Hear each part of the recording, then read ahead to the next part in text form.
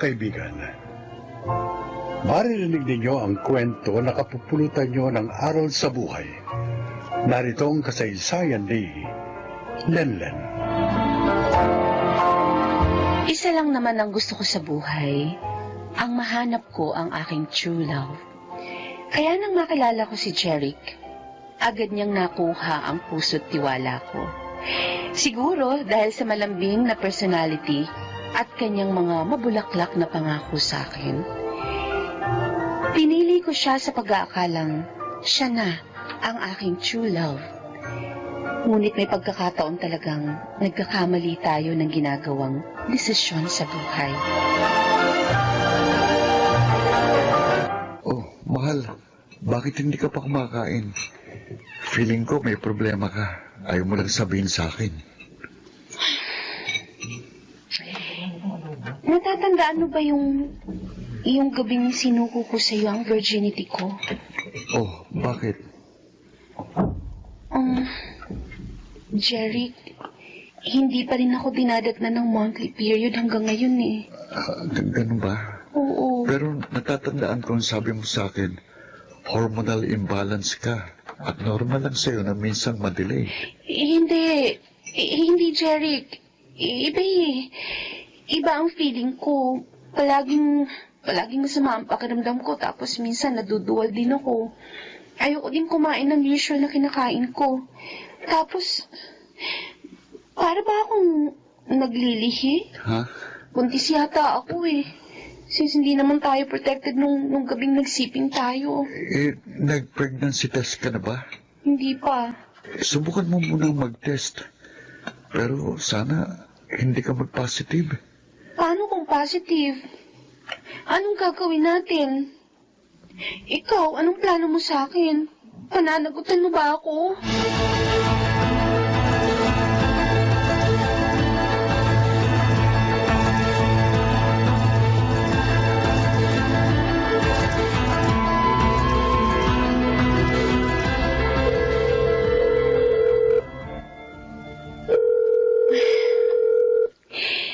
Sana sagutin na ni Jeric tong tawag ko.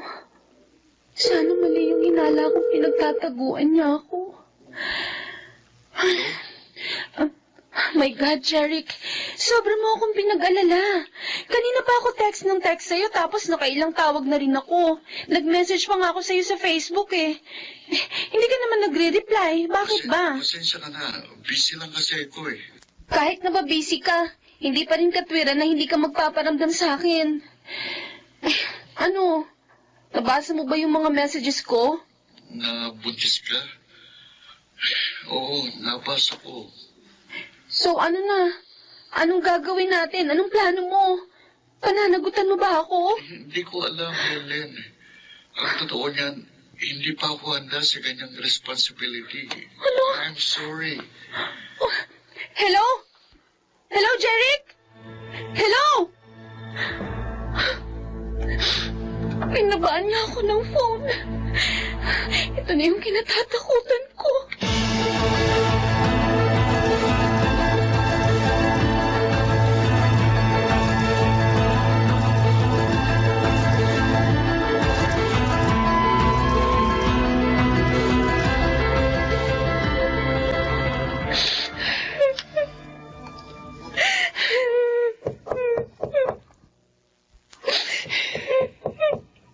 Lelen? Anak? Pwede ba kitang makausap? Importante lang. Ma? Pasok po kayo. Hindi po nakalaki ang pinto. Kaya ka pala nagkukulong dito sa kwarto mo dahil umiiyak ka. Bakit? Hindi ba siya nagpaparamdam sa'yo? Opo. Ilang beses ko na po siyang pinakontak sa cellphone at sa Facebook pero wala na po. Hindi na siya nagpaparamdam. Pinuntahan mo na ba siya sa tinutuluyan niya? Pumunta po ako ng isang araw sa boarding house niya. Pero sabi ng landlady niya, umalis na daw dun si Jerry. Hindi na rin po siya pumapasok sa school. Be, ano kaya nangyari sa batang yun? Teka, anak, baka naman ayaw na niya sa'yo. Baka gusto na niya makipag-break sa'yo. Lenlen, anak, kung hindi na siya nagpaparamdam sa'yo, isa lang ang ibig sabihin nun, gusto niya ng space. Ngayon, kung makikipag-break siya, wala ka magagawa kundi tanggapin yun. Makakahanap ka pa ng higit pa kay Jeric. Pero ma, hindi niya ako pwedeng hiwalayan. Bakit? Nagbabala ka bang maghabol sa kanya? Lenlen, wag na. Kakawawain mo lang ang sarili mo. Ma, Kasi ano? May problema po ako. Anak? Buntis ako. Si Jeric, nabuntis niya po ako, ma. Sorry.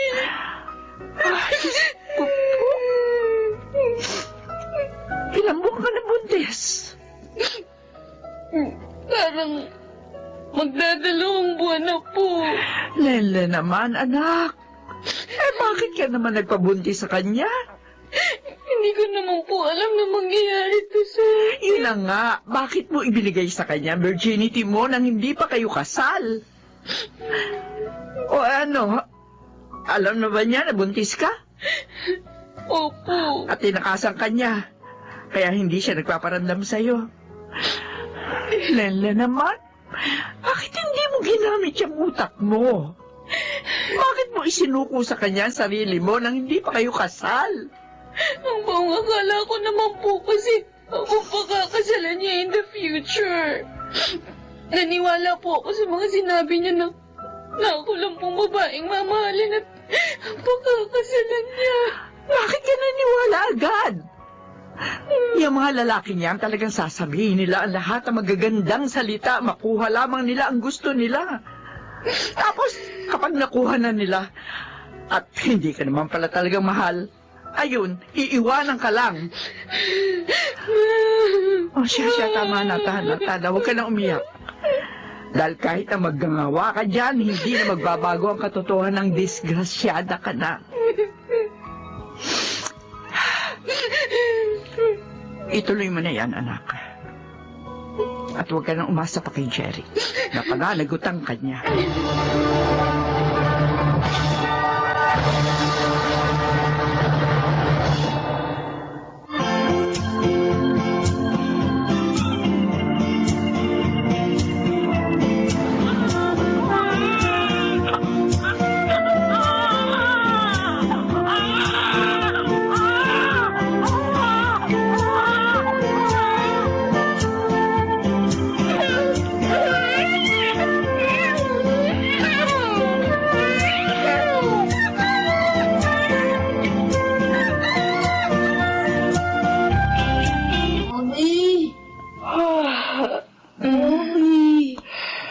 Di ka pa natutulog. May pasok ka pa bukas sa school, remember? I cannot sleep. Halika nga dito. Tapit ka sa akin. Hihimasin ko ulit yung tenga mo para makatulog ka kaagad. Mommy, Bakit, anak? sa Friday pala, meron kaming activity. Kasama daw po yung mga daddy. Baka naman pwedeng mami na lang. No, daddy kailangan, sabi ni teacher. Eh, di magdadamit na lang akong panlalaki. Kunyari, ako daddy mo. Mommy, ang corny. Baka tuksuin ako doon nila bot-bot. Eh, di sisitahin ko yung bot-bot na yan. Mami, Mm. diba? Meron pa po akong daddy. Oo naman. May daddy ka pa. Kaso, matagal na siyang wala. Hindi na po siya babalik. Hindi na, anak. Okay, kids. Nandito ng parents nyo, so kailangan behave, ha? Anyway, we will start our activity for today. Thank you, parents, for accompanying your child for today's activities. Anak, ituro mo nga sa akin mamaya kung sino yung botbot na madalas mang-asar sa'yo. Opo, Mami. Good morning, Miss Polancio. Good morning. I'm looking for Lemon and... Sino ba dyan? Ano po sila? Doon po sila Thank you very much. Oh, okay, nandito na rin palang parent ni Botbot. At sir, dito po kayo maupo ni Botbot. Thank you. Opo. Sino sa kanila, anak? Sino dyan si Botbot? Ayun po, ayun si Botbot. Yung kalbong classmate ko. Saan? Bagong dating. Oh my God. Bakit po, Mami? Kailangan na nating umalis, anak. Bakit po? Magsisimula na po yung activity. Huwag na tayong I'm sorry. umalis. Sorry, anak. Pero magpaalam na tayo sa teacher mo. Sumama kasing pakiramdam ko eh. Need kong pumunta sa clinic, okay? Tara na. Okay.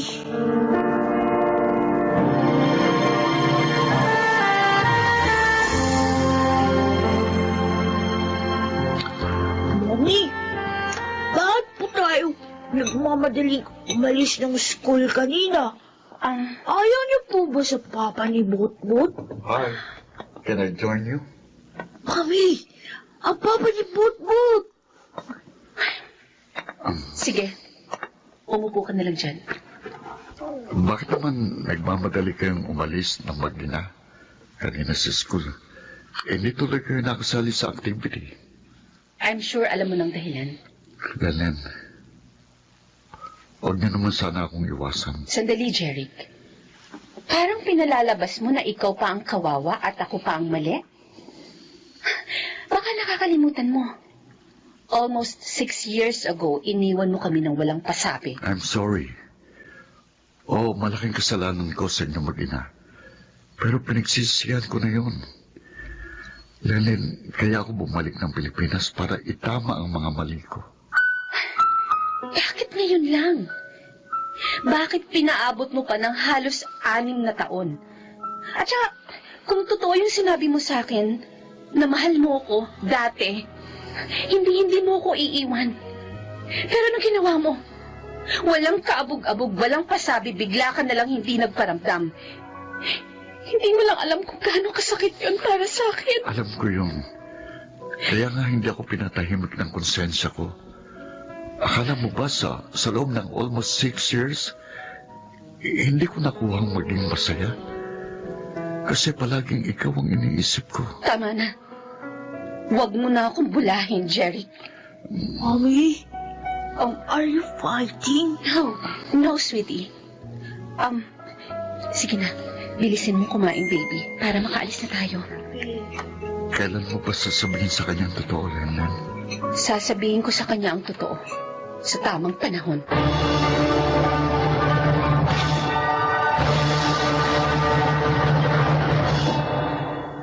Jeric, hindi ba si Lenlen yun? Oo, siya nga yun. Ipinaliwanag mo na ba sa kanyang lahat? Hindi pa kami nakakapag-usap ng matagal, pero Terence, matagal ko nang gustong sabihin sa kanya na mahal ko siya. Baka ito na yung tamang pagkakataon, insan. Dali, puntahan mo na siya. Alam kong maiintindihan ka niya once na naipaliwanag mo na sa kanya ang lahat. Ano bang pag-uusapan natin, Jeric? Lennon, please bigyan mo ko ng isa pang pagkakataon. At ipinapangako ko sa inyong dalawa ni Mapis, babawi ako sa inyo. Hindi ko na kayo iiwan. Gusto kong malaman mula sa'yo. Ano bang dahilan mo para gawin yun sa akin? Sige, aaminin ko sa'yo. Oo, mahal kita. Pero nung malaman kong buntis ka, parang natakot ako. That time, na-realize ko na hindi pa ako handang maging tatay. Gusto kong tuparin yung mga pangarap ko. Kaya nag-decision ako. Naiwan ka ng walang pasabi. Pero binala ko rin na balikan kayo ng anak natin. Kaso hindi mo ginawa. Dahil natakot ulit ako. Dahil siguradong pagkabuhi ang mga ingibabaw sa'yo dahil sa ginawa ko. Kaso, hindi ko rin yung natiis. Bukod sa maraming taon akong hindi pinatahimik ng konsensya ko, palaging ikaw pa rin ang nasa puso't isipan ko. Kaya nga tulad ng sinabi ko, almost 6 years. Hindi lang ikaw ang nahirapan. Ako rin. Nahirapan din ako. Gusto kitang yakapin. Gusto kitang makasama. Pero inuunahan ako ng takot. Siguro, bigyan mo muna ako ng time para makapag-isip-isip. Lanan, Pero huwag ka mag-alala. Habang pinag-iisipan ko kung tatanggapin ulit kita sa buhay ko, malaya ka makakabisita sa anak natin. Hindi ko ipagkakait sa'yo ang karapatan mo kay Mavis. Mavis, anak? Come here, baby. Halika dito. Mami, bakit po? May aaminin kami ni Jeric sa'yo. Mavis, may tanong ako sa'yo. Oh? Gusto mo bang makita ang totoo mong tatay? Opo. Anak, si Jeric, siya ang totoong daddy mo. Mavis, anak. Daddy? Kayo? Ang daddy ko? Oo, akong daddy mo. Daddy! Daddy! Payakap na sa anak mo. Daddy! Sorry kung iniwan ko kayo ng mama mo. I'm sorry talaga, anak. Huwag ka mag-alala, Mavis. Nangakong papa mo na hindi ka na niya iiwan. Magkakasama na kayong dalawa. Totoo yan. Daddy? Ano, anak? Masaya ka ba? Na nakilala mo ng totoo mong daddy. Opo! Masaya po ako! Daddy!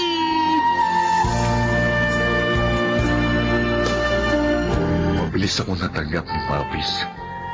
Salamat sa Diyos. At saka salamat din sa iyo, Lenlen. Kasi pinalaki mo ng maayos ang anak natin. Masaya ako para sa anak natin. Alam mo ba, matagal na niyang gusto magkaroon ng ama. Naaawa nga ako sa kanya noon kasi palagi kanyang tinatanong sa akin. Naiinggit daw siya sa mga kaklase niyang may mga tatay. Ngayon, hindi na siya maiinggit. Kasi nandito na ako. Jeric, naliwanagan na ako sa mga nararamdaman ko para sa'yo. Kaya may desisyon na ako. Kung ganun, anong desisyon mo? Bago ko sabihin ang desisyon ko, gusto kong malaman mula sa'yo. Pakakasalan mo ba ako? Oo. Pangako ko yan sa'yo, di ba? Tutuparin ko ang pangakong yun. Bukod sa kapag pinakasalan mo na ako, magagamit na ni Mavis ang apelyido mo. Kaya hindi na siya tutuksuin pa ng mga classmates niya. So, ikaw, anong desisyon mo? Yes. Oo, Jeric. Tinatanggap na ulit kita sa buhay ko.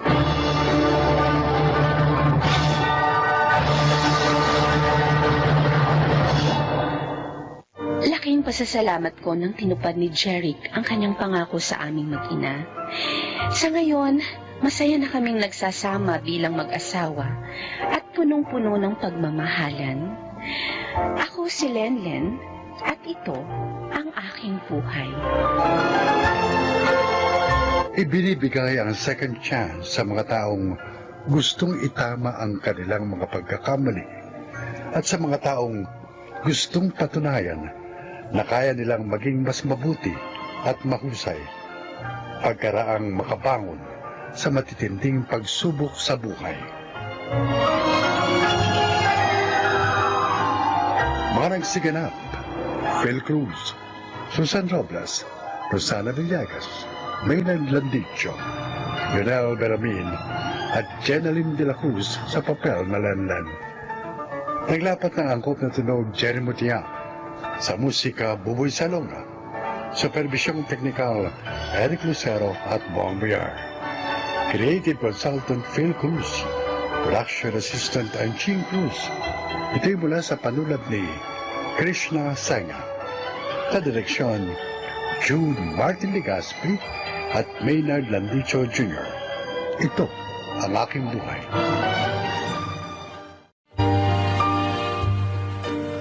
Mga kaibigan, sa araw na ito, inyong maririnig ang kwento ng isang mabuting anak na kapupulutan natin ng mga aral sa buhay.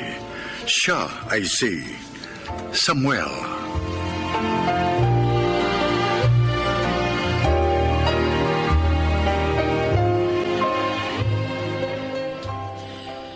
Lumaki kami ni Levi na palaging ikinukumpara sa isa't isa ni Itay. Mas nakikita raw kasi niya sa katauhan ni Levi ang mga diskarte niya sa buhay. Lalong umigting ang pangmamaliit niya sa mga kakayahan ko nang pareho kaming magtapos ang pinsan ko sa kursong criminology.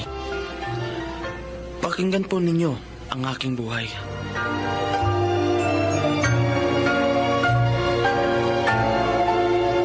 Levi! Uy! Samuel! Sabi ko na nga ba sasaglitin mo ko rito. Hindi ako pwedeng umalis nang hindi tayo nagkikita. Oo, nabanggit kasi sa akin ni Inay na kinalbo ka ng araw. Bukas ng madaling araw ang alis ko para sa training. Aba, congrats! Imagine, parang kailan lang kinakabahan ka pa sa resulta ng board exams. Ikaw ba? Hindi ka pa ba kukuha ng board exam? Nag-aasikaso muna ako ng mga requirements. Mahaba-haba yung listahan. Kaya kailangan ko muna mag-ipon ng panggastos. Plus yung pambayad pa sa examination. Taon-taon naman may applyan. Kaya take your time. Jack, magkikita at magkikita pa rin tayo sa dulo.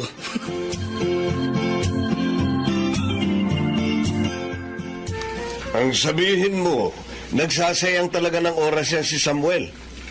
Tingnan mo, nakapasok na sa training si Levi. Habang nasa training ang pinsan niya, may sahod na. O, pagkaraan ng 6 na buwan, pulis na. O, siya, nga. Nauna nga kasing makatapos sa kanya si Levi. Natural. Mauna rin mag-apply yun. Kung bakit kasi hindi pa diretsong pagpupulis ang kinuhang kurso? Sinayang lang niya yung 1 buong taon niya sa wala namang kwentang economics.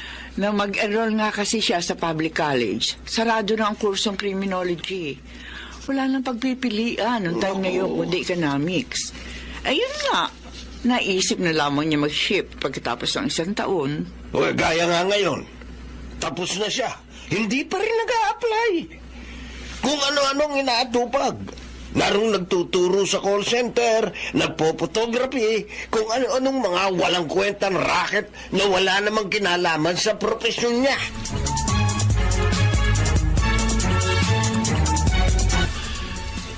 Gaya ng dati, ako na naman ang ipinampulutan ni Itay sa mga kainuman niya sa labasan.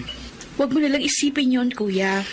Ang mahalaga, gawin mo yung alam mong makabubuti sa mga plano at sa iyong sarili. Hindi pa siya nahihiya sa mga kaharap niya? Na sarili niyang anak ang sinisiraan niya? Mukhang tatanda na siyang ganyan. Yung depression niya sa mga bagay na hindi niya nakamit nung kabataan niya, ikaw ang gusto niya magtuloy. Hindi naman niya uunawain kahit kailan na magkaiba yung mga pananaw ninyo sa buhay. Baka isang araw hindi na ako makapagtimpi. Ipamumukha ko sa kanyang lahat ng kamalian niya. Hindi ko kasalanan kung bakit hanggang ngayon tumanda siyang walang direksyon ng buhay niya.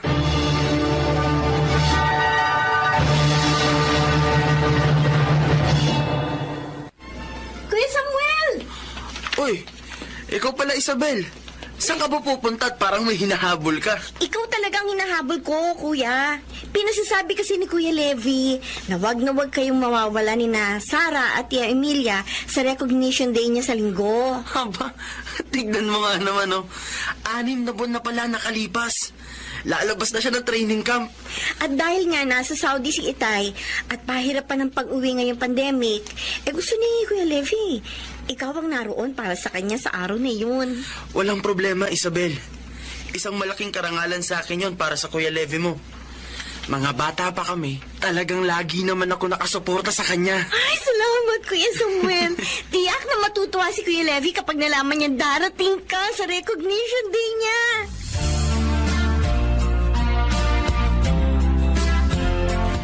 Oh, Nay. Kumpleto pong lahat yung pinag-grocery niyo sa akin. Mula sa tomato sauce, tomato paste. 3 putahe nga kasi iluluto ko para sa recognition day ng Kuya Levy mo sa linggo. Magkakaldereta ang baka ko. Pork menudo, saka, chicken apritada. Oh. Paborito niya lahat yun eh. Oh, sige po, Nay. Ako naman po bahala sa desserts. Bumili na rin ako ng unflavored gelatin. Gagawa ako ng coffee jelly. Pareho naming paborito ni Isabel yun. Mainam nga. At linggo na tapat ang recognition day ng Kuya Levy nyo. Walang tanggap na trabaho ang Kuya Samuel nyo. Kayo naman ni Isabel, wala naman talaga kayong pasok sa pagtuturo sa online class. Kaya kahapon pa, inaasikaso na rin po namin yung mga module ng mga estudyante. Kailangan, Nay. Present talaga kami sa recognition day ni Kuya Levy. Ay talaga, mahal na mahal niya talagang Kuya Levy nyo, ano? Kahit po si Kuya Samuel, mahal na mahal po namin siya ni Isabel. Napakabuti po nilang mga kapatid sa aming dalawa.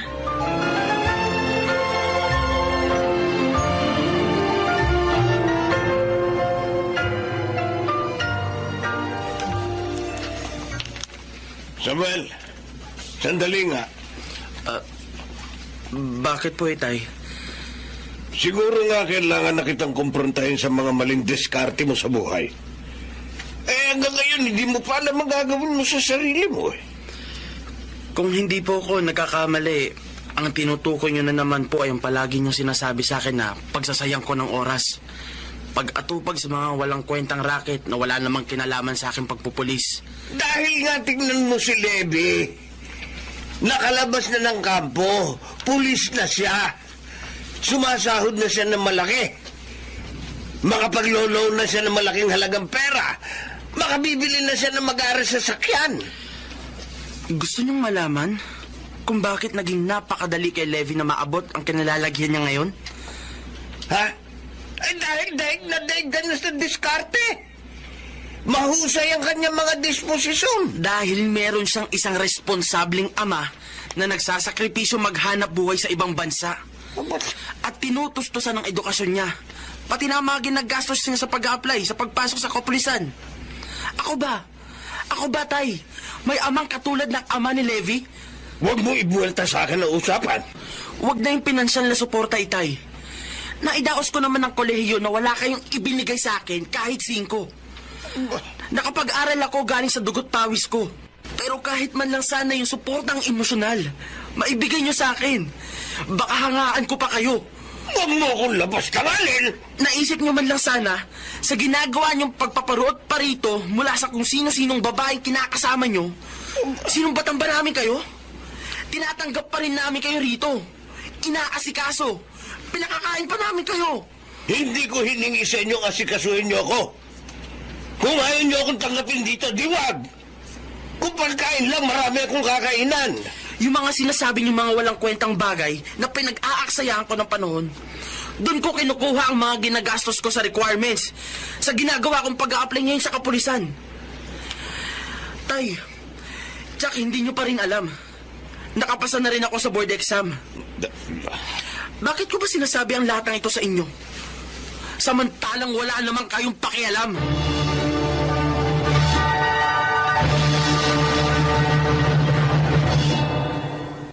Samuel! Oy, Levy! Tara! Kanina pa kita talaga hinihintay. Congrats! O di ba sabi ko sa'yo, magtatagpo rin tayo sa dulo. Oo. At maraming salamat sa moral support mo. Dahil doon, nalampasan ko lahat dito sa training camp. Uy, Samuel!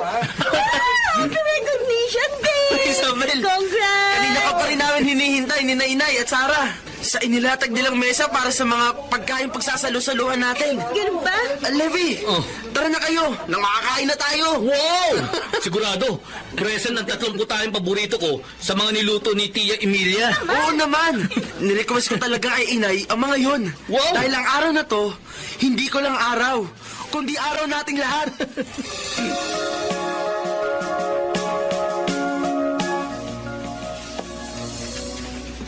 Samuel? Sabi ko na nga ba, dito ko kayo matatagpuan sa lumang bodega.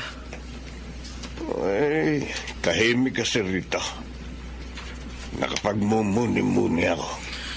Unang araw pa lang po ng paglabas ko sa kampo. Hinihintay ko na ang pag-uwi nyo. Nahihiya ako sa nanay mo. Kay Sarah. Lalo-lalo na sa'yo. Masyado kitang napagsalitaan ng masasakit. Paano yan, Tay? Nangako po ako sa sarili kong hindi ako uuwi ng bahay nang hindi ko kayo kasama. Hindi ako karapat-dapat sa mga naging pagsisikap mo. Tay, marami pa pong espesyal na araw tayong pagsasaluhan sa mga susunod na araw. At kailangan naroon po kayo. Kaya tara na pong umuwi. Binabati kita, anak. Maligaya ako at natupad mo ang pangarap mo maging isang alagad ng batas. Ikinararangal kita. Maraming salamat po, Itay. At palagi po ninyong tatandaan, kasama kayo sa bawat pangarap ko. Hinding-hindi po magbabago yun.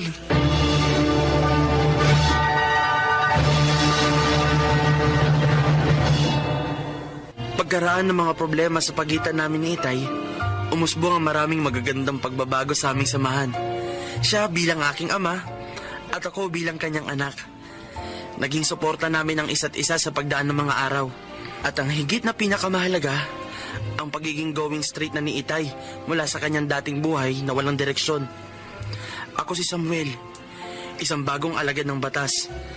At ito ang aking buhay. May mahalagang kontribusyon ng isang ama sa pundasyon ng isang matatag na pamilya. Bilang haligi ng tahanan, siya ang unang-unang dapat magbigay proteksyon sa kanyang mga minamahal para sa kapakanan ng mga ito at payapang pamumuhay.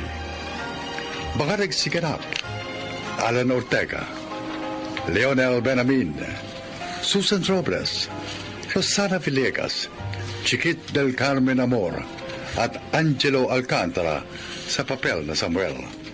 Naglapat ng angkop na tunog, Jenny Mutia, sa musika ni Buboy Salonga. Supervisyong teknikal, Eric Lucero at Bong Boyar. Creative consultant, Phil Cruz. Katulong sa produksyon, Anching Cruz. Sumulat ng ating kasaysayan, Sel Barlam. Sa direksyon, Salvador M. Royales. Ito ang aking buhay.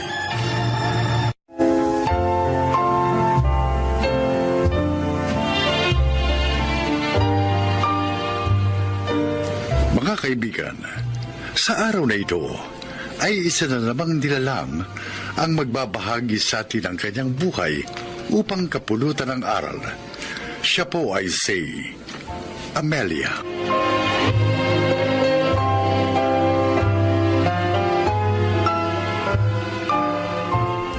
Dati, nasa bahay lamang ako, nag-aasikaso sa aking asawa at sa 3 naming anak.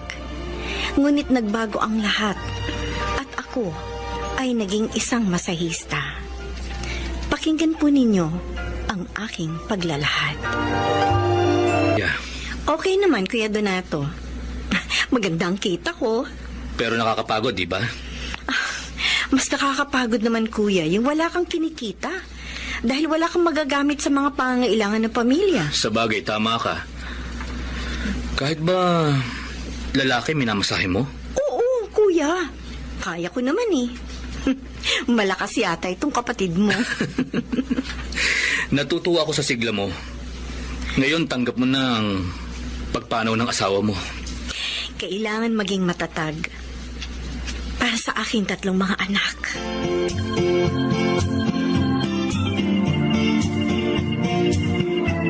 Maglilinis tayo ng bahay ngayon, Rina.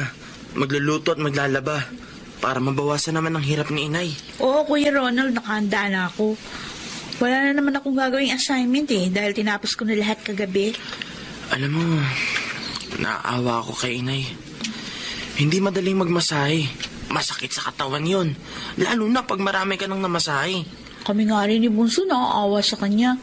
Kaya nga sabi namin, dapat Mapasaya natin si inay. Magagawa natin yon sa pamamagitan ng pagtulong sa kanya at sa pag-aaral ng mabuti.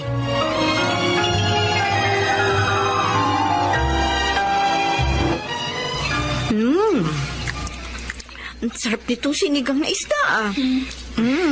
Okay ang timpla mo, Rina. Nagustuhan ni inay. Dami niyo nakain, Nay. Nagutom kasi ako ng gusto. 3 kasi yung minasahe ko. Hindi po ba kayo pinamerienda doon, inay?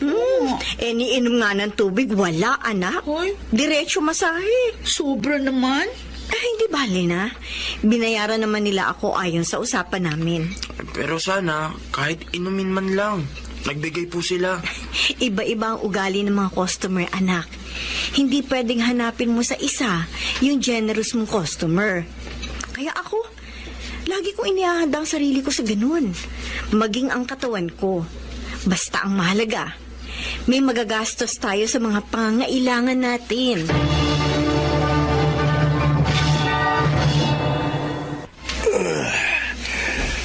Ang sarap mo talagang magmasahe, Amelia. Ang gaan ng pakiramdam ko. Salamat po, Sir Marlon. Si Ma'am Ho, hindi po ba magpapamasahe? Magpapamasahe rin. Sabi niya sa akin sa text, nandito na siya in 10 minutes. Kaya magmerienda ka muna. Ipaayos ko tuloy kay Manang Inday yung mga canned goods na ipauuwi ko sa'yo. Ay, naku. Maraming salamat po. Lagi na lang kayo may pabaon sa akin. Dahil gusto namin ng misis ko ang trabaho mo. Lalo na ako.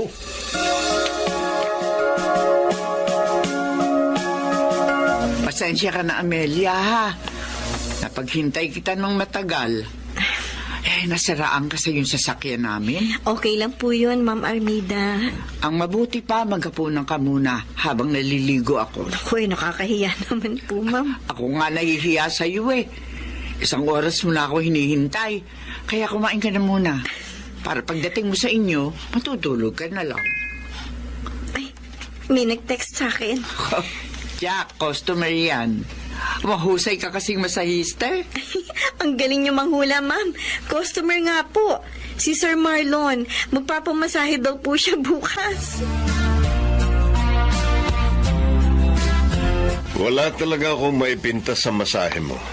Ang sarap. Salamat po, Sir Marlon. Masarap ng magmasahe. Maganda pa. Sir, ang kamay ko po. Tayong dalawa lang naman ang narito sa kwarto, Amelia. Kaya kahit ano magagawa natin. Ano bang ibig niyong sabihin? Alam mo kung anong gusto ko. Huwag kang mag-alala. Gagawin kong triple ibabayad ko sa'yo. Basta pumayag ka lang sa gusto ko. Hindi kita pababayaan. Pwede ba? Huwag mo ako akbayan. Kung iniisip mo makukumbinsi mo ko sa kahalayan mo, nagkakamali ka. Trabaho malinis ang gusto ko. Yung boses mo. Baka marinig ka ng katulong namin. Akala ko pa naman mabait kayo.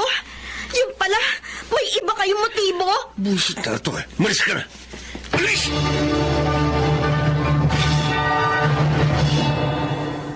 Hindi ko akalaing ganun ang tingin niya sa akin, mga anak.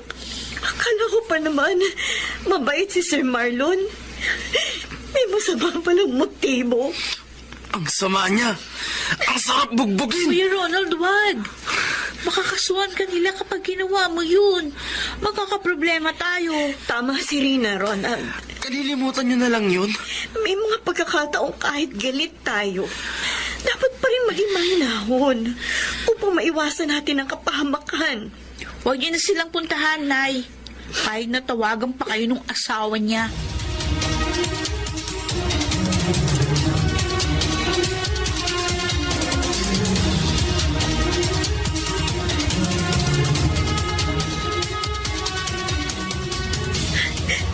Siniraan niya ako sa asawa niya. Ho, bakit po kayo umiiyak? Ikaw pala, Rina. Wala.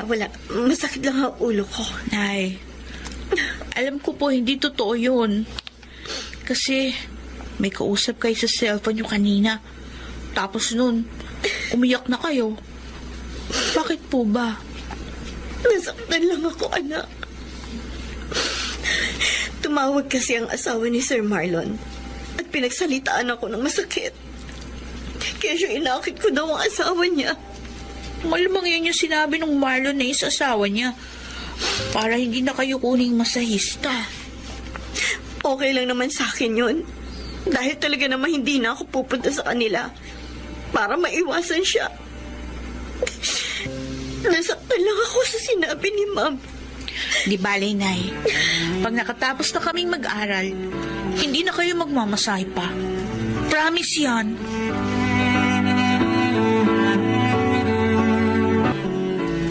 Yung pala ang dahilan kaya ka malungkot. Opo, Ma'am Armida. Nabawasan ang mga customer ko. Bali, 2 pamilya rin po yun eh. Kasi nga mga bigay sila sa akin ni Sir Marlon. Tapos siniraan po ako ni Sir sa kanila. Kaya ayaw na nila akong kunin. Kalimutan mo na yun. Makakahanap ka rin ng iba pang customer. Ang inaalala ko lang naman po ang pag-aaral ng 3 kong anak. Sa bagay na yan, matutulungan kita. Kaya huwag ka na mag-alala. Ma'am Armida? Sagutan namin ng asawa ko ang matrikula ng 2 mong anak. Talaga po, Ma'am? Oo, sabi. Abay, nakakatulong nga kami sa hindi namin kilala ng personal. Lalo kang dapat namin tulungan. Dahil masahista ka namin. Kilala namin. Pati pamilya mo.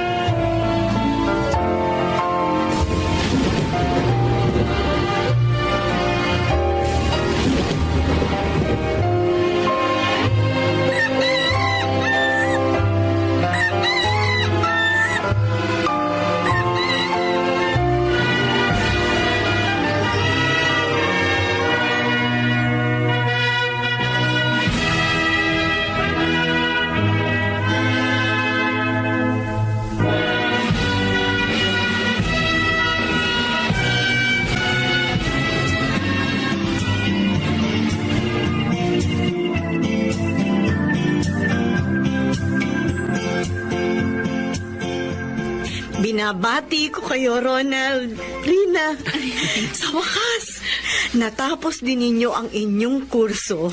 Dahil po yun sa pagsisikap at pagtatsagaan nyo, Inay. Nay, utang po namin sa inyo ang aming tagumpay. Mga batang ito, paiiyakin na naman ninyo ako. Umiiyak na nga ako nang sabitan ko kayo ng bulaklak eh. Totoo lang po ang sinasabi namin, Inay. At dahil tapos na kami ng pag-aaral, tutuparin na namin yung pangako sa inyo, Nay. Hindi na kayo magmamasahe pa. Kayo naman ang paglilingkuran namin. Tama. Kami na lang po ang mamasahihin nyo.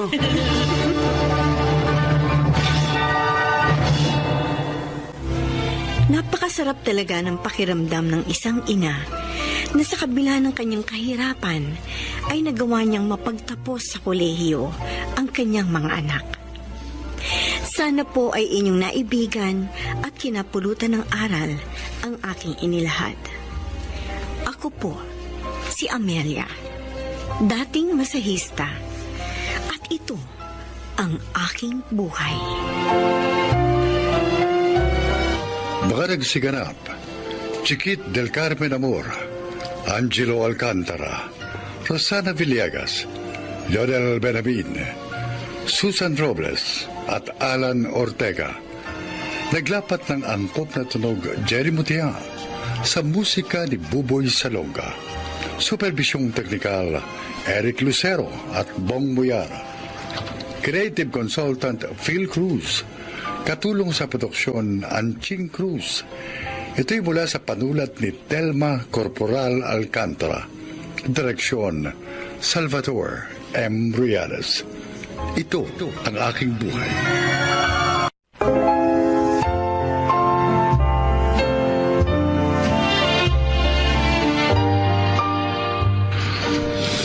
Magandang araw po sa inyo mga kaibigan. Ngayong araw na ito, mapapakinggan natin ang paglalakad ng isang ina na pinatunayang ang buhay ay hindi isang uri ng kompetisyon, kundi isang laban na nangangailangan ng determinasyon. Siya po ay si Toyang.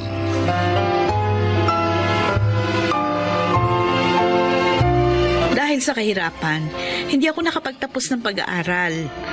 At upang makatakas sa obligasyon sa pamilya namin noon, nag-asawa ako ng maaga. Ngunit totoo pala na kapag naging magulang ka na, nanaisin mong huwag maranasan ng iyong mga anak ang pinagdaanan mong hirap.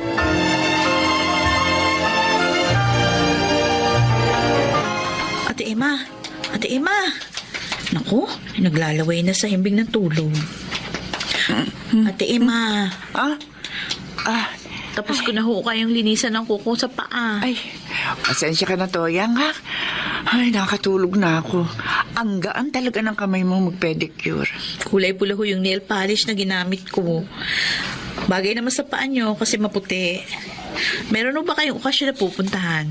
Ay, oo. Graduation ng panganay ko bukas. Ay, kaya pala. At, sandali. Eto ang bayad ko. Salamat ho. Eto, dagdag na yung 20 pesos. Naku. Tip ko na yan sa'yo. Salamat po rito. Ay, kukunti nga lang yan eh. Hayaan mo, kapag may trabaho na si Myra ko, dadagdagan ko yan tip ko sa'yo. Sure na sure naman yun. Kasi ngayon pa nga lang, ay, nag-aagawa na mga kumpanya dyan sa panganay kong yan. Ay, talaga ho? Oo! Sino ba naman ang hindi magkakandara pa sa kanya? Matalino, summa cum laude, tapos maganda pa. Pero yung kagandahan, tiba na yun eh. Kasi syempre, kanina pa ba nun magmamana? Oo nga naman. Ikaw, yung mga anak mo, naku, siguro kung nakapagtapos ka ng pag-aaral, tapos may maayos kang trabaho, ay baka mas maging maganda ang future ng mga anak mo. Kasi mapapaaral mo sila sa mamahaling eskwelahan. Yan si Myra ko. Alam mo ba ang tuition niya kung magkano? Nako! Kulang ang 50,000. Sabi niyo nga ho yun. Nung unang beses niyo yung kinuwento sa akin, 30,000. At mali pala yung pagkakaalala ko noon, Toyang. Tapos alam mo ba ha, itong pangalawa ko si Alexander. Ay, naku, Ate Emma. Pasensya na ha. Magkwentuhan na lang ulit tayo kasi mag-aayos pa ako ng mga ititinda kong barbecue. Ay, sige, Toyang. Ay, bukas nga pala, punta kayo rito ng mga anak mo, ha? Nang makatikim man lang kayo ng mga masasarap na pagkain. Baka mamaya nauumay na yung mga anak mo sa isaw at balumbalunan. May lechon bukas.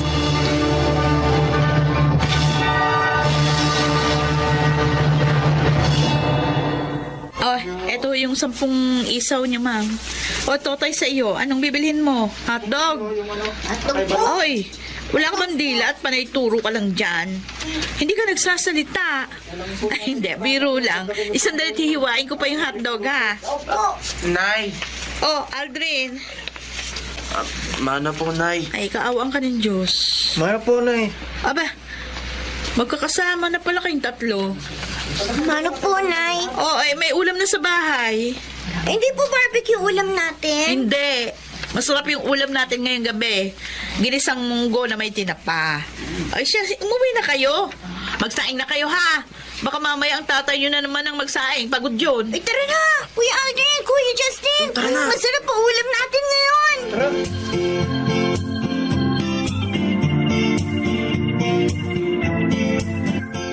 Yan, dito sa may balikat. Silin mo ng konti. Sige. Nangangalay talaga eh. Paano hindi mangangalay? Katigas ng ulo mo. Sabi ko naman sa'yo, kapag pagod ka sa maghapong paghahalo ng simento, huwag ka na maghuhugas ng pinggan pagdating sa bahay. Kaysa naman ikaw pa o yung mga batang magugas. Kailangan pang gumawa ng assignment ng mga yun. Pwede namang ipagpabukas ang mga ganyang gawain. Hindi naman nabubulok ang mga... Nay? Ay, ano, Aldrin? Report card ko po. Akin na. Pasensya na po kayo, ha. Mabababa ang mga grades ko. Pero hindi naman po ako nagbubulakbol. Nagpapasa naman po ako ng mga assignments at project ng maayos. At nag-aaral din po ako. Pero hindi ko po alam kung bakit sa Tuwing may exam kami, mabababa ang nakukuha ko. O ito, math, 82. English, 80. O wala ka namang bagsak na grade. Mababa nga lang, pero di naman bagsak. Aldrin, kung sinasabi mo na ginagawa mo naman ang dapat mong gawin bilang isang estudyante, wala namang problema dyan. Oo, wala namang masama kung mababa yung mga grado mo. Kung ito naman talaga yung kaya mong makuha ayon sa iyong abilidad, wala namang masama rito. Hindi po kayo galit. O bakit naman kami magagalit? Oo nga. Oy, Aldrin, itong tandaan mo, ha? Matataas man ang mga grado mo kung masama ka namang tao. Wala rin saysay ang pag-aaral. Pag-uugali ang mas mahalaga sa isang tao.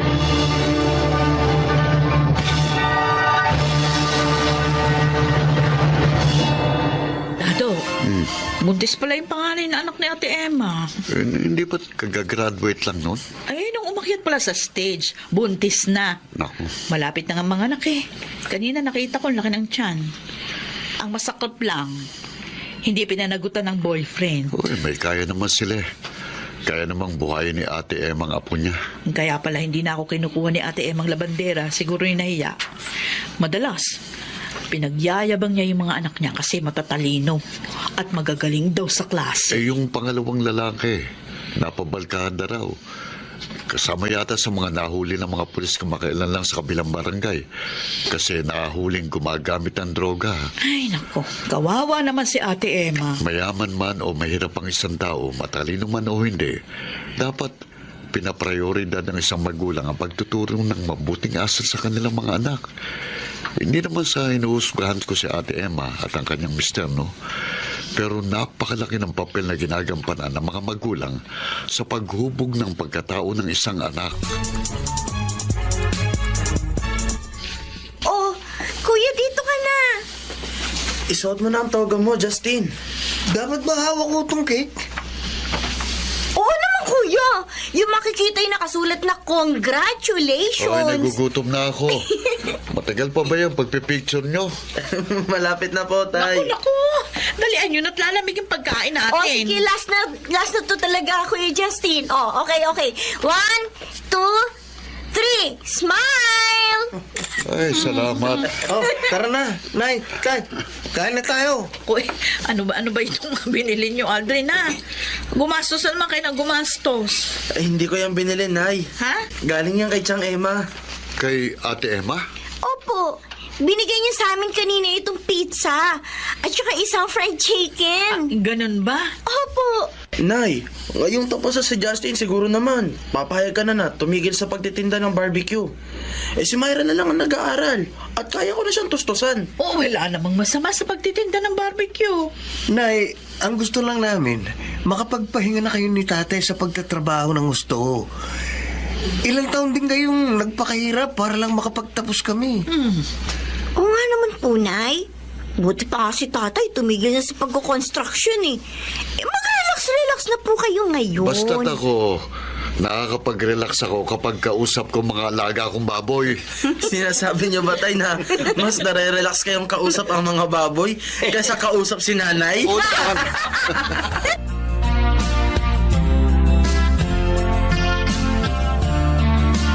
Ate Emma, salamat sa binigay mo sa mga bata. Toyang, wala yon.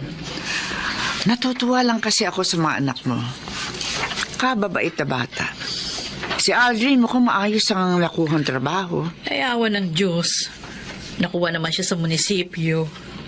Kakaregular nga lang no isang buwan, kaya maayos na rin yung mga natatanggap niyang benepisyo. O yung isa mo, saan na magtatrabaho? Ay, magre-review raw muna para makatake ng exam sa LET. Mabuti ka pa. Wala man kayo maayos na trabaho ni Dado. Puro lang pa-extra. Ikaw, naglalabada, nagtitinda, nagmamanicure, pedicure. Pero napalaki nyo na maayos sa mga anak nyo. Nakakaingit kayong dalawa. Ako naman, tingnan mo. Matatalino naman sana yung mga anak ko. Pero, eto, parehong pasaway. Yung isa may anak na. Tamad pang maghanap ng trabaho. Umaasa na lamang sa amin ng daddy niya. Wala nang ginawa kundi mag-cellphone maghapon. Pero yung anak, hindi naaalagaan na maayos. Yung pangalawa naman, ewan. Ayoko na sana sabihin pa eh. Itong pangatlo na lang ang inaasahan ko. Sana naman tumino at matuto na sa mga kapalpakan ng mga kapatid niya. Alam mo kasi, Ate Emma, iba-iba ang klase ng pagpalaki natin sa ating mga anak. Pero kailangan lang naman ng mga anak natin pagmamahal at pagdidisiplina. Dapat habang lumalaki sila, na itatanim natin sa kanilang mga puso at isip kung ano yung tama. Kapag nasanay silang gawin ng tama mula pagkabata, hindi nila yun makakalimutan hanggang sa kanilang pagtanda.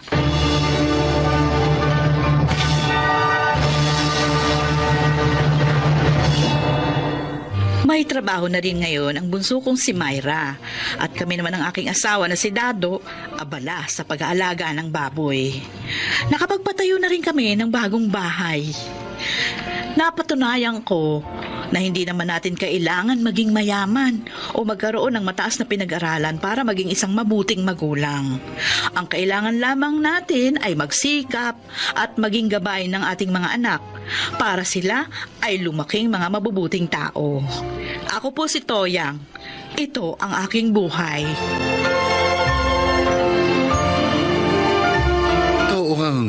Ang tunay na kaligayahan ng isang magulang ay ang makita ang kanyang mga anak na lumaking mga mabubuting nilalang. Mga nagsiganap: Angelo Alcantara, Lionel Benjamin, Phil Cruz, Chiquit del Carmen Amor, Susan Robles at Rosana Villegas sa papel na Toyang. Naglapat ng angkop na tunog Jerry Mutiang, sa musika ni Buboy Salonga, supervisyong teknikal Eric Lucero at Bong Moyar, creative consultant Phil Cruz, production assistant Anching Cruz. Ito'y mula sa panulat ni Rita Labaron, sa direksyon Salvador M. Royales. Ito ang aking buhay.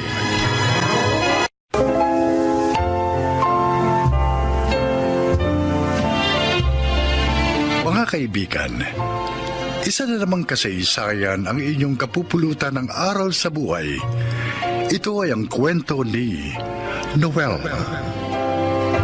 Panganay ako sa 4 na magkakapatid at nang maulila kami sa mga magulang, nang ibang bansa ako upang mapag-aral ang aking mga kapatid. Hindi naman nila ako binigo.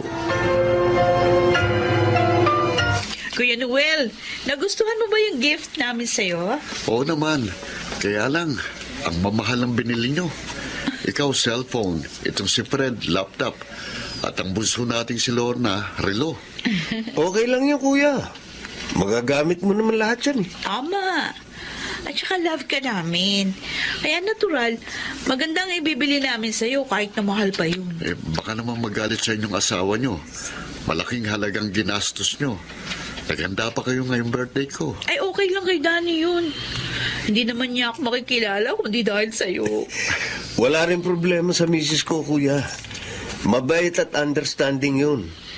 Basta ang gusto namin, mapasaya ka ngayong birthday mo. Oo. Ay, wait mo lang ha. Meron pa kaming isang surprise sa'yo. Ano naman yun? Basta, lalo ka magiging happy dito. Ay, baka kung anong kalokohan yan. Ay, di ako kasama dyan, kuya. Uy, ano ka ba, Fred? Huwag mo ako ilaglag.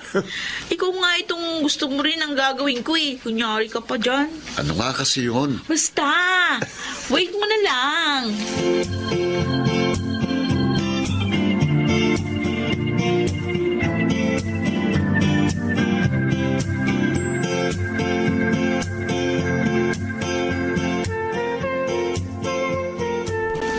Nabadjip si Kuya doon sa babaeng pinakilala natin, Fred. Mukha daw malandi. Ay, ng damit. Kita pa yung cleavage. Kasi bakit namang ganong klaseng babae yung pinili mo? Hindi ko naman alam na sobrang modern siya, ate. Pinakilala lang siya sa akin ng isang barkada ko. Dahil maganda. Kaya naisipan kong ireto kay kuya.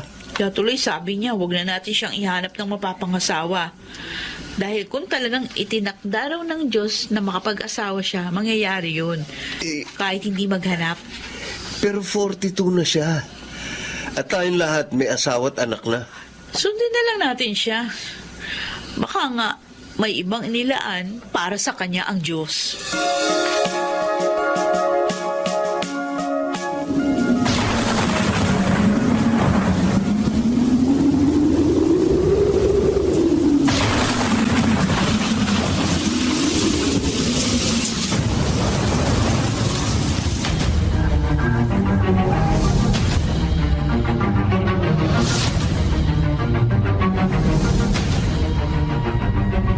Ay, salamat.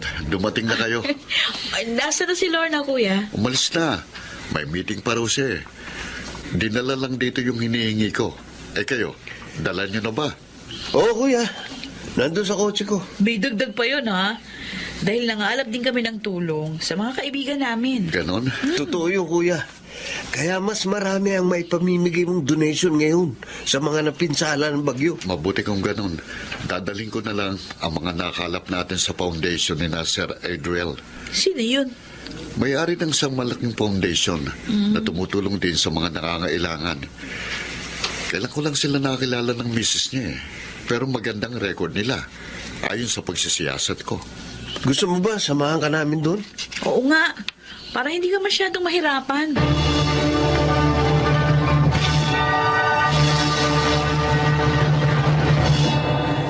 Ay, naku, maraming salamat sa donation yung magkakapatid, ha? Malaking tulong ang mga yun sa gagawin naming lingap sa mga napinsala ng bagyo. Lagi talaga kami nagdo-donate, Sir Adriel. Thank you. At itong kuya namin ang nangunguna dyan. Ay, siya nga pala, Adriel na lang ang itawag niyo sa akin. Alisin niyo na yung sir, ha? Ay, okay. Para naman maging magkakapalagayang loob tayong lahat. Okay, Adriel. Ay, thank you. Kung ano man ang maaari pa naming itulong, tawagan mo lang ako at handa akong tumulong. Naku, salamat, Noel. Adriel, may gusto lang sana akong itanong. Ano yun? Sige. Ano ba ang pangalan ng social worker ninyong maputi at mahaba ang buhok? Maputi. Yun si Janet. Janet? Janet. 10 years na siya rito sa foundation namin. Ganun ba? Oo, siya ang head ng mga social worker namin.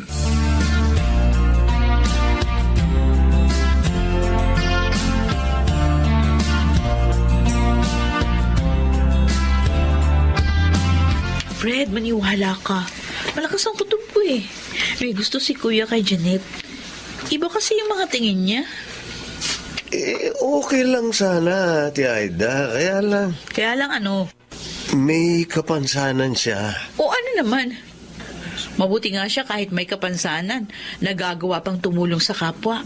Kung sa bagay. Ang inaalala ko lang naman baka siya pa ang alagaan ni Kuya. Hindi naman siguro. Kaya naman niyang kumilos eh. Nakita naman natin yun, di ba? Oo. O di ibig sabihin okay lang sa'yo para kay Kuya ang Janet na yun. Alam mo, para sa akin, kung saan liligaya si kuya, susuportahan ko. Dapat ganun din kayo ni Lorna.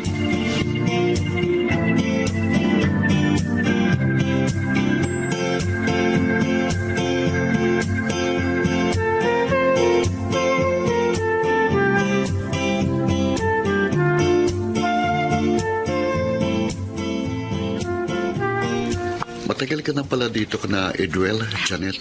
Ay, opo, Sir Noel. Stay in ho kami ni Joyce. Mabait naman ho sila, kaya hindi na ho ako umalis pa dito. Janet, pwede sana Noel na lang itawag mo sa akin. Para naman maging magkaibigan tayo. Sige, Noel. Salamat. Buti hindi ka nahihirapan sa trabaho mo kasi... Kasi, may kapansanan ako? Oo. Naisip ko parang ang hirap nun. Dahil nagpupunta kayo sa iba't ibang lugar. Ganyan ka. Nung bata pa ako, kapag nakikita ko ang kalaro ko na kailangan ng tulong, tinutulungan ko. Tapos sumasaya ako. Dahil kahit pilay ako, nakakatulong ako. Kaya mula noon, pinangarap ko na makatulong.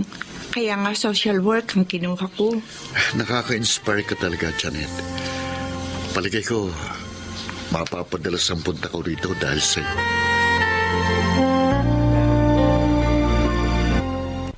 naman hindi mo uli hinarap si Noel, Janet? Oo nga, girl. Malungkot tuloy siyang umalis. Dapat kasi, hindi na siya nagpupunta rito eh. Tsaka, huwag na rin siya magdala ng kung ano-ano. Alam mo, palagay ko, gusto kanyang ligawan. Yun din ang feeling ko, Sir Adriel. Oh, Bakit naman niya ako liligawan? May kapansanan nga ako. Hindi ako bagay sa kanya. Aba, Janet, wag. Huwag kang mag-iisip ng ganyan. Oo nga, friend. Hindi porkit may kapansanan ka at niloko ka ng 2 dati mong nobyo, hindi ka na bagay sa kahit sinong lalaki. Tama si Joyce. Hindi hadlang ang kapansanan sa tunay na nagmamahalan. Tandaan mo yan.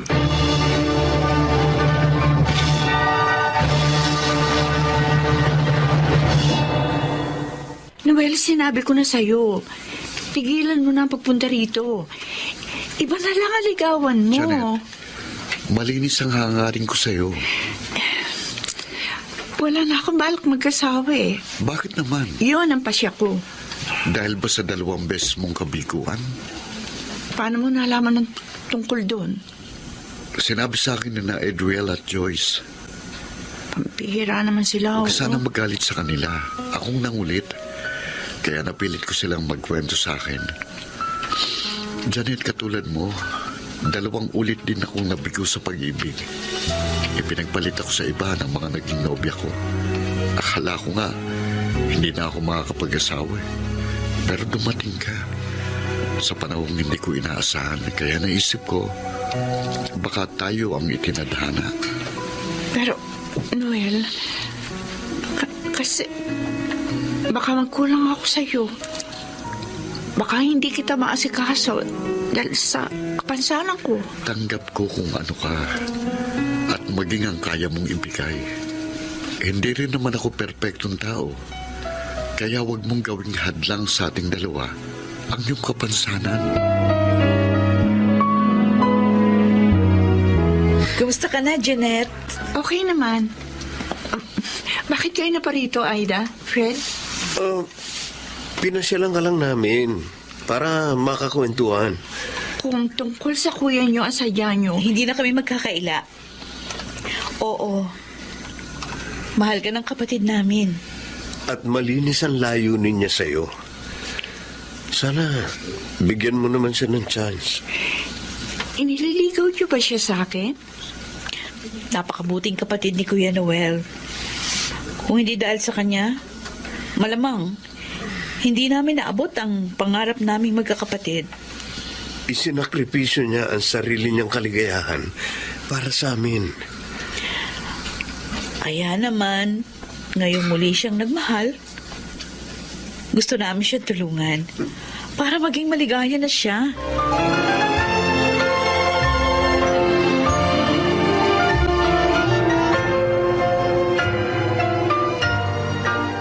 Janet, bakit malungkot ka? Wala. Alam ko, kahit hindi mo sabihin. Dahil kay Noel, ano?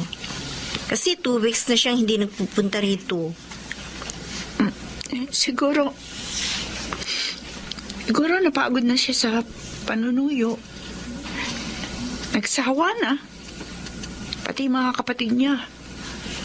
Kaya lahat sila wala na. Ikaw naman kasi. Mahal mo naman siya. Pero hindi mo pa sinagot. Dahil nga natatakot ako muli masaktan. Baka hindi ko na makaya. Pero mahal mo rin siya, hindi ba? Oo.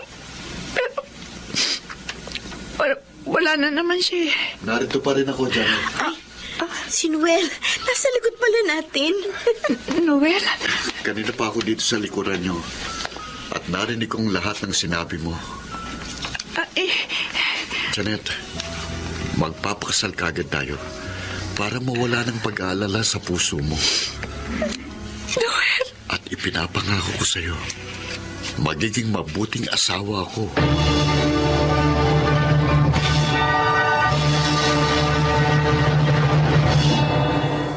Ngayon ay kasal na kami ni Janet. Maligayang nagsasama at hinihintay ang pagdating ng 2 naming anak. Sana po'y inyong naibigan ang aking kasaysayan Ako po si Noel at ito ang aking buhay. Hindi mahadlangan ng ano paman ang tunay na pagmamahal. Mga nagsiganap, Rosana Villegas, Junel Benamin, Jude Martin Legaspi, Susan Robles, Chiquit del Carmen Amor at Phil Cruz sa papel na Noel. Naglapat ng angkop na tunog Jenny Mutiang sa musika ni Boboy Salonga. Supervisyong teknikal Eric Lucero at Bong Villar. Creative Consultant Phil Cruz. Production Assistant Anching Cruz. Ito'y mula sa panulat ni Thelma Corporal Alcantara. Sa direksyon Salvador M. Royales. Ito ang aking buhay.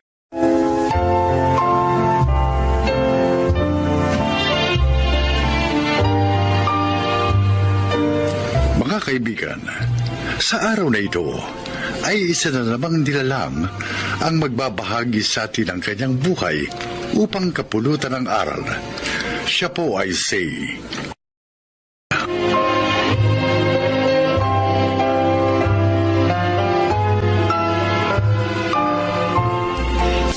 Merry Christmas po, Nanay Narda! Ay, Myra, Merry Christmas din. Heto po ang gift ko sa inyo. Ay, salamat ko naman. Nagabala ka pa. Okay lang po yun. Ay, nasaan nga po pala yung best friend ko? Ay, nandun sa kwarto. Midlip sandali. Sumakit kasi ulo eh. Kumusta na nga po pala yung project niya? Kanina yun, di ba? Oo, ayos naman. Successful. Tinulungan siya ni Oscar at ng mga barangay namin. Dumating po ba si Gerald? Ay, naku, hindi. Nagtalo sila ng gusto ni Ruby nung isang linggo. Nasundan pa yun ng tanggapin ni Gerald, yung kliyenteng hindi tinanggap ng aking anak.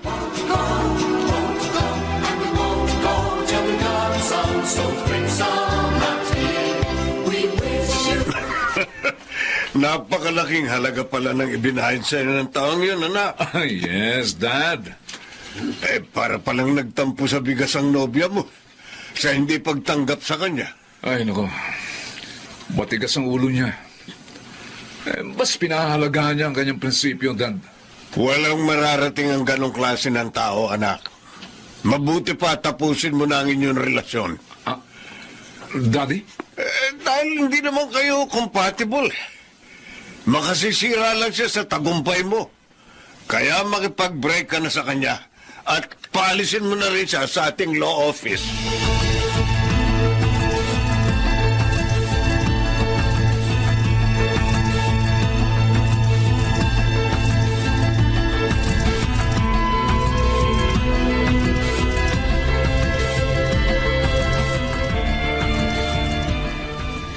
Grabe naman ang mag-amang yun. Ang sama ng ugali.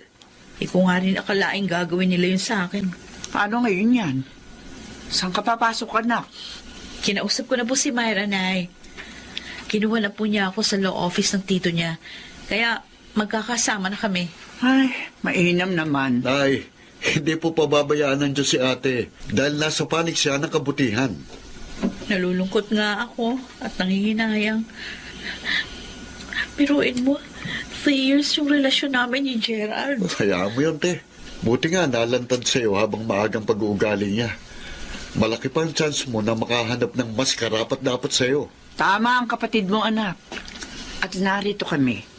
Karamay mo sa lahat ng sandali. Salamat po, Nay. Oscar, malaking kagaanan sa loob na kahit tagapagtanggol ako, may mga taong sumusuporta at nagtatanggol din sa akin.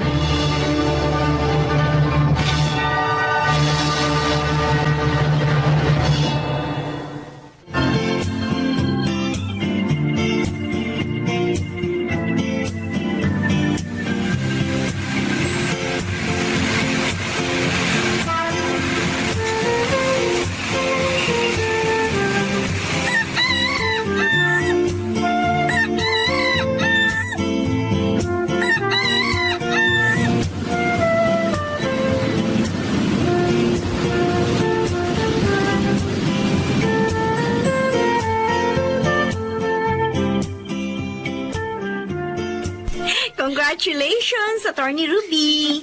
Naipanalo mo ang kaso ni Rowena. Ay, ang saya-saya ko, Myra. At nagpapasalamat ako sa Diyos dahil niloob niyang mangibabaw ang katarungan. Pinag-uusapan ka na nga ngayon, Attorney. Ay, ano ka ba? Tigilan mo ang katatawag sa akin ng attorney. Dalawa lang naman tayo dito sa room. At hindi naman yan ang lagi mong tawag sa akin. Naku, napaka-humble talaga ng best friend ko. Teka, bakit naman nasabi mong pinag-uusapan ako? Dahil natalo mo si Ronald Millones. Maging ang dati mo boyfriend. Kalimutan na nga natin ng taong yon. Tara, halika. Lilibre kita ng lunch. Ay, sandali. Lila, may tatanong lang ako. Ano ba? Ano na naman yun? Teka lang. Ano? May feelings ka pa ba kay Gerald? Mahal mo pa ba siya?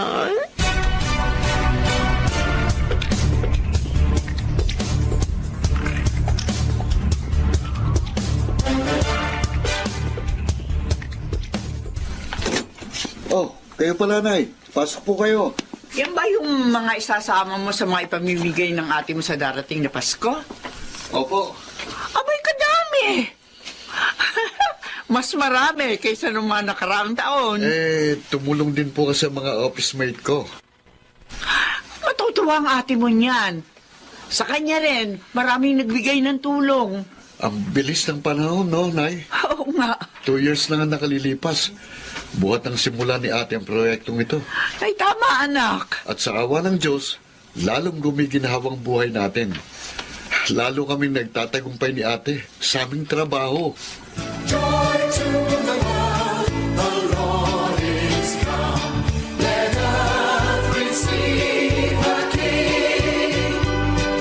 Attorney Gerald! Oh, it's been a long time. Bakit narito ka sa law office namin? Gusto ko sana makausap si Ruby, Myra. She's not here. Inaasikaso ang gift giving niya for December 24th. Patuloy pa pala yun? Of course. At tumutulong din sa project na yun ni Ruby, ang aming law office. Ano ba sadya mo sa best friend ko? May importante sana akong sasabihin sa kanya. Oh, edi puntahan mo na lang siya sa bahay nila. Gerald? Kumusta ka, Ruby? Okay naman. Siya nga pala, may dala akong mga goods. Pantulong sana sa mga ipamimigay mo for this Christmas. Talaga? Gusto mo na ako tulungan? Oo. Dahil nakilala ko na ang pagkakamali ko, Ruby. I'm sorry, ha? Sana buuin natin muli yung magandang pagtitinginan natin. Napatawad na kita, Gerald. Kaya lang, hindi na pwede yung gusto mo. Ruby, bakit naman? Mayroon na bang iba? Wala. Pero, wala na rin ang dating pag-ibig ko sa'yo. Ayoko lokohin ka, kaya pasensya na. Humanap ka na lang na iba na maaaring magmahal sa'yo.